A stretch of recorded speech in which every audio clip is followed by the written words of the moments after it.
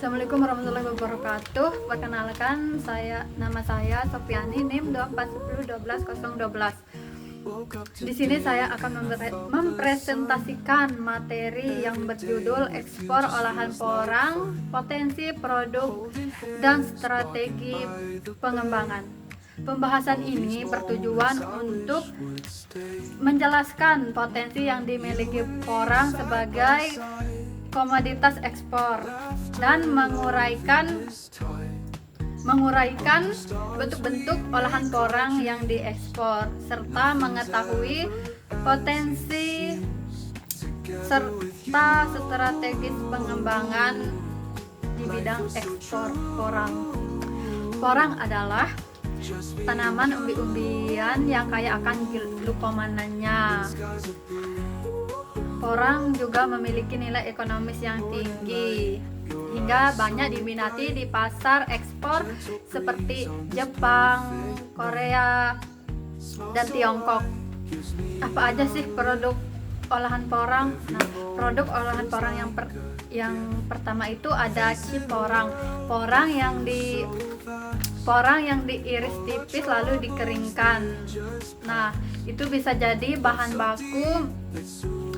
baku untuk pembuatan nasi, mie shirataki, bahan kosmetik, dan obat herbal.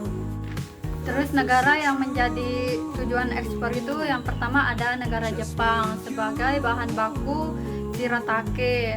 Terus ada negara Tiongkok sebagai industri pangan dan farmasi. Terus ada negara Korea sebagai makanan fungsional. Nah, potensi dan peluang yang dimiliki itu yang pertama ada permintaan global tinggi pada produk yang sehat dan alami. Yang kedua, nilai ekspor yang tinggi setiap tahunnya. Nah, peluang yang terakhir itu daya saing tinggi jika kualitas dan standar terpenuhi.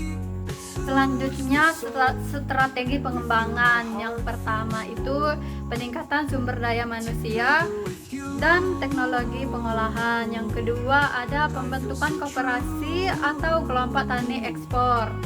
Dan yang ketiga, dukungan pemerintah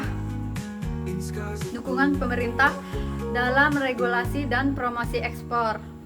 Dan yang terakhir ada inovasi produk berbasis porang.